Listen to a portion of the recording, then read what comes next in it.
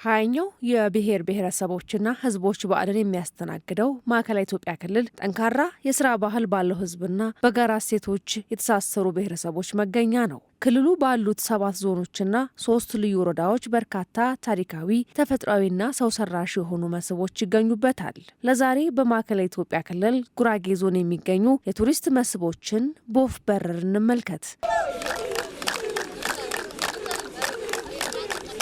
ጉራጌ ዞን እድሜ ጠገብ ገዳማት፣ መስጂዶችና አድባራት፣ ባህላዊ የዳኝነት ስፍራዎች፣ ግቤ ሸለቆ ብሔራዊ ፓርክ፣ የተፈጥሮ ፏፏቴዎች፣ ትላልቅ ዋሻዎች፣ ጥብቅ የተፈጥሮ ደኖች፣ ባህላዊ የመንገድ አቃይር ዘዴና አመጋገብ ስርዓትን ጨምሮ በርካታ የቱሪዝም መስህብ የሚገኝበት ነው።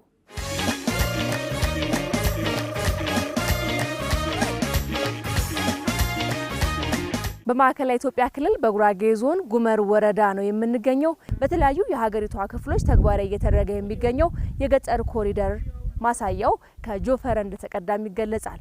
የጉራጌ ማህበረሰብ ባህላዊ አውራ ጎዳና መንገድና መንደር የተቀየሰበት ባህላዊ የምህንድስና ጥበብን የሚያሳየው ጀፎረ የማህበረሰቡ ልዩ መለያ ከሆኑት በቀዳሚነት የሚጠቀስ ነው። ከአካባቢው ነዋሪዎች የጋራ መጠቀሚያ መተላለፊያና ሰፊ መሰብሰቢያ የሆነው የጋራ ስፍራው ከ30 እስከ 150 ሜትር የሚሆን የጎን ስፋት ሲኖረው እርዝመቱ ደግሞ በመሀል የሚያቋርጠው ገደል ደንና ወንዝ እስከሌለ ድረስ የሚቀጥል ነው። ማህበረሰባችን ከብዙ መቶ ዓመታት በፊት አስቀድሞ በራሱ ሀገር በቀል እውቀቱ ዲዛይን አድርጎ ቀይሶ ለትውልድ ያሻገረው ትልቅ አኩሪ ቅርሳችን ነው። በጣም ማክሲመም እስከ 150 ሜትር የሚሰፉ ጀፎራዎች አሉ። እንደየ አካባቢ ነው። አንዳንድ ዳገታማ ወደ ወንዝ ምናምን ስትሄድ ደግሞ እየጠበበ የሚሄድበት መንገድ ነው የሚኖረው። ስለዚህ ከዳር እስከ መሀል ድረስ ቂ የሚባል ወይም ደግሞ የመሀልና የዳር ድንጋይ የሚባሉ አሉና መለያ ያለውና ተለክቶ ያን ድንጋይ ደግሞ አልፎ ተሻግሮ ለምሳሌ ሰብል አመርታለሁ ወይም ደግሞ ቋሚ ተክል ተክላለሁ እንደዚሁ ደግሞ አጥሬ ወደ ቤት የከልያ ያስገባለሁ የሚል የተዳፈረ ካለ ደግሞ በጉራጌ ባህል ቂጫ ወይም በጆካ ስርዓት እንትን አለው ማለት ነው፣ ቅጣት አለው። አገልግሎቱ ያው ለማህበራዊ ኑሮ መስተጋብርነት የሚያገለግል ለሰርግ፣ ለለቅሶ፣ ሙሽሮች የሚዳሩበት፣ በዓላትን የሚከበርበት፣ ወጣቱ ወጥቶ የሚጨዋወትበት፣ የሚተጫጨጭበት፣ የሚተዋወቅበት ነው። ለማንኛውም ማህበራዊ ኑሮ ባህላዊ ዳኝነት ተበዳዩ ፍርድ ቤት የሚሄድ ነገር የለም። ተበዳዩ እድር አለ። በባህር ሽማግሌዎችን ዋስ ሲጠራራና በዚሁ ነው የመገዳደል ነገርን ቢፈጠር አጋጣሚ ግድያን ቢፈጸም ማለት ነው በባህላዊ ሁኔታ የሚፈታበት በጀፈሩ ነው። እንደምታዩትም ያው ልጆቻችን ጀፈሩ ላይ ወጥተው በነጻነት በረፍታቸው ጊዜ እየተጫወቱ እኛንም ደግሞ የትኛው ማህበራዊ ነገር ቢኖር ተሰባስበን ጀፈሯችንን እየጠበቅን እየጠረግን እየተንከባከብን አንድ ሰው ያጠፋ ሰው ካለ ራሱ ያስቀመጥነው ህግ አለ። በህጋችን መሰረት እየቀጣ ነው ጀፈሩ ጤንነቱን ሁሉም እየጠበቅን ያለንበት አግባብ አለ። ይህ የጉራጌ ማህበረሰብ ባህላዊ የምህንድስና ጥበብ የሆነው ጀፎረ ለገጠር ኮሪደር መነሻም ተደርጎ ይቀርባል። የገጠር ኮሪደር ልማት አረንጓዴ፣ ውብና ለአኗኗር ምቹ ማድረግን ታሳቢ ያደረገም ነው። እያንዳንዱ አርሶ አደር ጽዱና ሳቢ በሆነ አካባቢ እንዲኖር ማስቻል ያለመው የገጠር ኮሪደር ልማት በጉራጌ ማህበረሰብ ዘንድ ቀድሞ የተወዳጀ ስለመሆኑ ይገለጻል። የገጠር ኮሪደር ለጉራጌ ማህበረሰብ የምናስተምሩ አይደለም፣ ለሀገርም ሞዴል ነው። የጉራጌ አሰፋፈር በራሱ ይታይ በጣም የትኛው መሐንዲስ የቀየሰው ነው የሚመስለው። ትልቅ መሐንዲሶችና እንዳያችሁ የጀፎረው የህብረተሰቡ እንዴት ጠብቆ እንዳቆየ አንዳንድ ቦታ ላይ እስከ 150 ሜትር ስፋት ያላቸው ጀፎሮ ብቻ ሳይሆን በግራና በቀኝ ደግሞ ያሉ ቤቶቹ ስርዓት ጠብቀው የተሰሩ ቤቶች አሉ። ያ ጀፎሮም ይሄ ትልቅ ስልጣኔ ምልክት ነው። ጀፎሮ የሀብታምም የድሃም ነው። የከሌም የጋራ የወል ሀብት ነው። ለቅሶ ቢያጋጥም ለሰርግ ቢሆን የትኛው ማህበራዊ ጉዳዮች ላይ ሽምግልና ስርዓትን ለመፈጸም ህፃናት ወጥተው የሚጫወቱ ቦርቁ በዛት የሚሰማሩበት ሀብታም ድሃ የተማረ ያልተማረ ሳይባል የኔ ነው ሳትል የጋላ የወር ሀብት ሆኖ ህብረተሰቡ ጠብቆ ያኖረው ነው። ይሄ ጀፎረ ደግሞ ስርዓት ያለው ህግ አለው። ማንም አልፎ ጀፎሮን ወደ ግሉ ማድረግ የማይችልበት ነውና የወል ሴት ምንድነው እንደዚህ ነገሮች ናቸው። በከተሞች ለአረንጓዴ ስፍራ እንዲሁም ለተለያዩ ማህበራዊ ሁነቶች መገልገያ የሆኑ የጋራ ስፍራዎች እጦት እንደ ችግር የሚቀርብ ሲሆን የጉራጌ ማህበረሰብ ባህላዊ የምህንድስና ጥበብ የሆነው የጀፎረ መንደር ግን ነዋሪው የጋራ ጉዳዮቹን በጋራ በመከወን ህብረ ብሔራዊነቱን ለማጠናከር ፋይዳው የላቀ ሆኖ ይቀርባል። ሰው ከተማ የሚሄደው የተሻለ ኑሮ የተሻለ ህይወት ፍለጋ ነው። እዚህ አካባቢ ላይ ሰው መብራት ካለው ውሃ ካለው የተሻለ ምግብ ካለው ጤና ጣቢያ ካለ በቅርበት ትምህርት ቤት ካለ ይሄን የመሰለ አየር ካለ ከተማ ላይ የምታዩት ያ የተጨናነቀውን ኢንቫይሮንመንት ማየት አይደለም። የትኛውን ጓሮ ብትገቢ ጎመን፣ ካሮት ለልጆቻችን ከዚህ በፊት እናት እኮ ለልጇን ቆጮ በሚጥሚጣ ነበር። በአሁን ሰዓት ግን እንደፈለግን ድንች ሳንጨርስ ድንች የመትከል ባቂላዎች ያው እንደ አካባቢያችንም እንደ ወረዳችንም ያሉ የሚበቅሉ ይሄ ባቂላ አለ፣ ድንች አለ። በነሱ እኛም የግብርና እንትን እየሰማን እንደዛ እየተጠቀምን ሁሉም እናት ማለት ነው። አንድ አካባቢ ላይ የሚኖር በዚህ በጀፎራ የሚገለገል ሀብታም ሊሆን ይችላል፣ የተለያየ ብሔር ብሔረሰብ ሊሆን ይችላል፣ የተለያየ እምነት ተከታይ ሊሆን ይችላል፣ የተለያየ የእድሜ ክልል ላይ ያለ ሊሆን ይችላል፣ የተለያየ ጾታ ወንድና ሴት ሊሆን ይችላል። ይሄ ሁሉ ልዩነት የለም። በጣም የሚገርም ሁኔታ ማህበራዊ፣ ኢኮኖሚያዊ፣ ሌሎች እንቅስቃሴዎቻችን በጋራ አብሮነት የሚከወንበት ቦታ ስለሆነ ይሄ ህብረ ብሔራዊነትን አቃፊነት የተከተለ አካባቢ ነው። በጣም ፋይዳው ብዙ ነው። ከቤታችን ጀምሮ ቤታችን እናጸዳለን፣ ግቢያችን እናጸዳለን። ከዛ ባለፈ ደግሞ አሁን ቤቱን በተያያዘ የኔ ቤት ያለበት ከነ ቤቴ ጀፎሮን አጸዳለሁ። ከኔ ፊት ለፊት ያለችው እናት እንደዛው ቤቷን ደጇን ጀፎሮን ታጸዳለች። ቄው ማለት ነው። ከቤቱ ጀምሮ በግራ በኩል ያለው እስከ መሀል ጀፎሮ፣ በቀኝ በኩል ያለው እስከ መሀል ጀፎሮ ያጸዳል። ግዴታ ነው። አንድ ቆሻሻ ሊኖርበት አይፈቀድም። ማህበራዊ ኑሮ ተግባራዊነቱ የሚታይበት የመተጋገዝ ባህልን የሚታይበት ጀፎሮ ነው።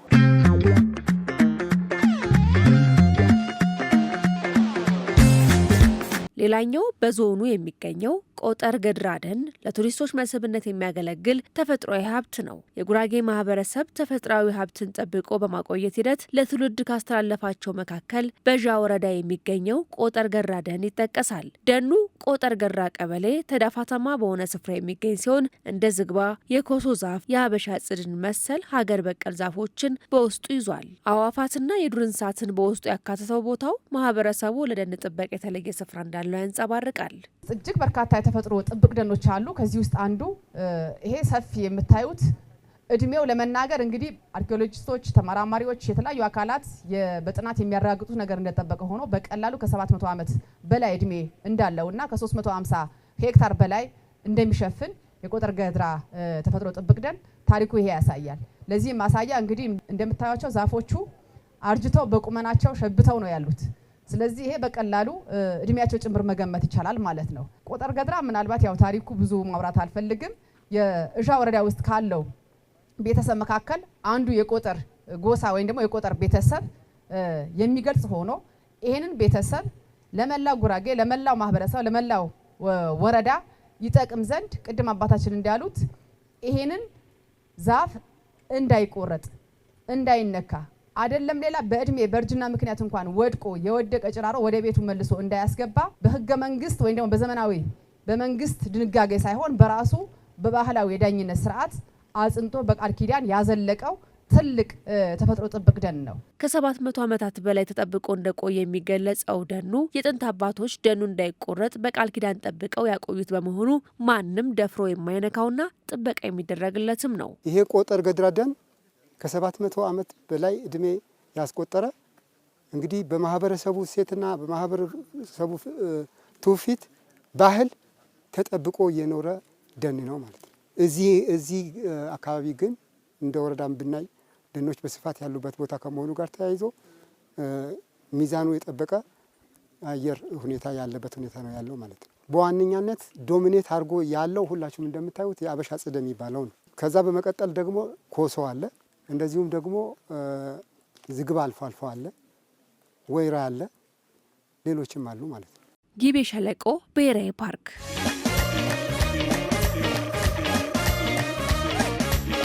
በማዕከላዊ ኢትዮጵያ ክልል በጉራጌ ዞን የሚገኘው ጊቤ ሸለቆ ብሔራዊ ፓርክ ለጎብኚዎች የሚመረጥ ሌላኛው ስፍራ ነው። ፓርኩ 36000 ሄክታር ወይም 360 ስኩዌር ኪሎ ሜትር የሚሸፍንና ከአዲስ አበባ በ178 ኪሎ ሜትር ርቀት ላይ የሚገኝ ነው። ፓርኩ አጠቃላይ ስፋቱ 360 ስኩዌር ኪሎ ሜትር ይሸፍናል። በጣም ሰፊ የሆነ በተለይ በአገራችን ራሱ በኢትዮጵያ ካሉ ፓርኮች በአምስተኛ ደረጃ በስፋቱና በአጠቃላይ ሁኔታው የሚገኝ ፓርክ ነው። ከፓርክ አንጻር በውስጡ ሰፋፊ ነገሮች ይዞ ይገኛልና እንደ አጠቃላይ በዋናነት ይሄ ፓርኩ የሚታወቅበት ዋናው የአዕዋፋቶች በተለይ ብርቅዬ የሚባሉ በኢትዮጵያ ብቻ የሚገኙ 4 ኢንዴሚክ የሆኑ አዕዋፋቶች በዚህ ፓርክ ውስጥ ይገኛሉ።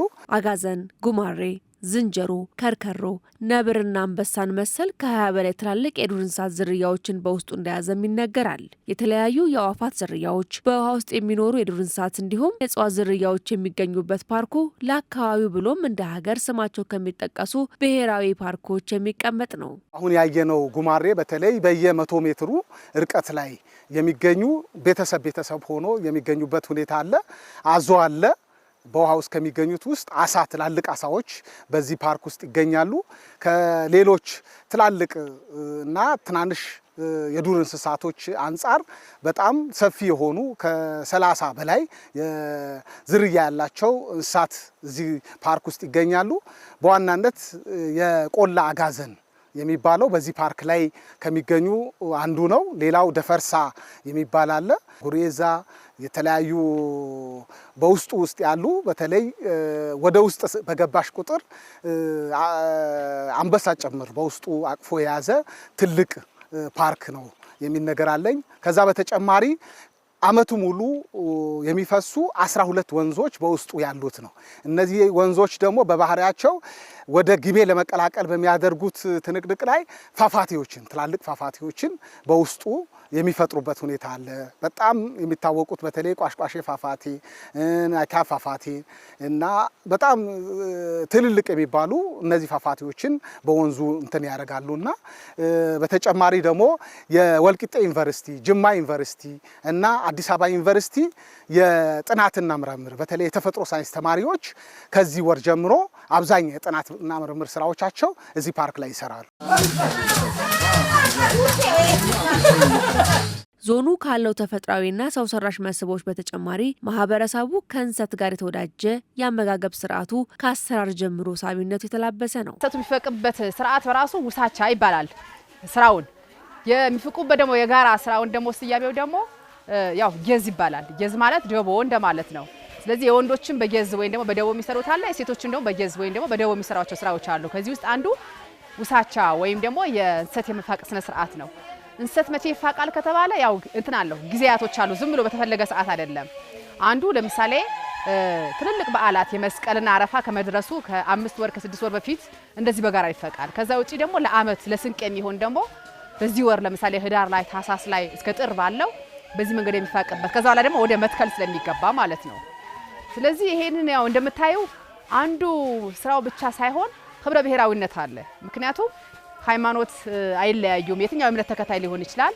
እድሜያቸውም ደግሞ በተለያየ ለምሳሌ ወጣት ሊሆን ይችላሉ፣ ትንሽ እድሜያቸው ገፋ ያሉ ሊሆን ይችላሉ። ብሔር የሚጠየቅ ነገር የለም። በአንድ አካባቢ ላይ አመቺ በሆነ አካባቢ ላይ የሚኖሩ እናቶችና ወጣቶች በጋራ ሆነው የትኛው ብሔር ይሁኑ የትኛው እምነት ተከታይ ይሁኑ በዚህ በጋራ ስራዎች ይሰራሉ ማለት ነው። ስለዚህ አንዱ ለምሳሌ ዜማ አላቸው ራሳቸው ዋይወቶ የሚባል ወይም ደግሞ ዋይና የሚባል ዜማ አለ። ያ ማለት ይሄ በጣም በነገራችን ላይ ቀላል ስራ አይደለም። እግራቸው ሰቅለው ነው የሚፍቁት። በጣም ከባድ ስራ ነው። የአሚቾ የሚከሰክሱ ደግሞ ይድወሺ ይባላል። እንደዚህ ደግሞ እግራቸው ደግሞ የሚሰቅሉ ደግሞ የሚፍቁበት ስርዓት አለ። ደረጃም አለው። ዳር ላይ የምትቀመጥ እናት የራሷ ሚና አላት። ታጸዳለች። የመጨረሻ አጣርታ ቃጫውን ታወጣ እናት ናት።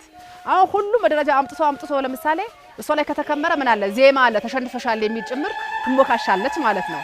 ስለዚህ አሁን ይሄን ዜማ ሲጨፍሩ ምንድነው ጊዜያቸውም በአግባቡ መጠቀም ብቻ ሳይሆን ጉልበታቸውም እንዳይደክምባቸው እንዳይዝሉና በተነቃቃ መንፈስ እንዲሰሩ ነው። እንሰት፣ አስታራ፣ አጋዴ፣ ቅብናር ምናምን ተብሎ ደግሞ አንድ የተሰበረ ሰው የሚመገበው አለ።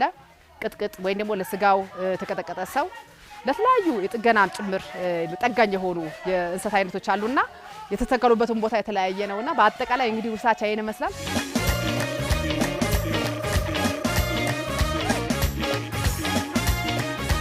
ሀያኛው የብሔር ብሔረሰቦችና ሕዝቦች በዓልን የሚያስተናግደው ማዕከላዊ ኢትዮጵያ ክልል ለቱሪስት መስህብ የሚሆኑ በርካታ ስፍራዎችን በተለያዩ ዞኖችና ልዩ ወረዳዎች አቅፎ የያዘ ነው።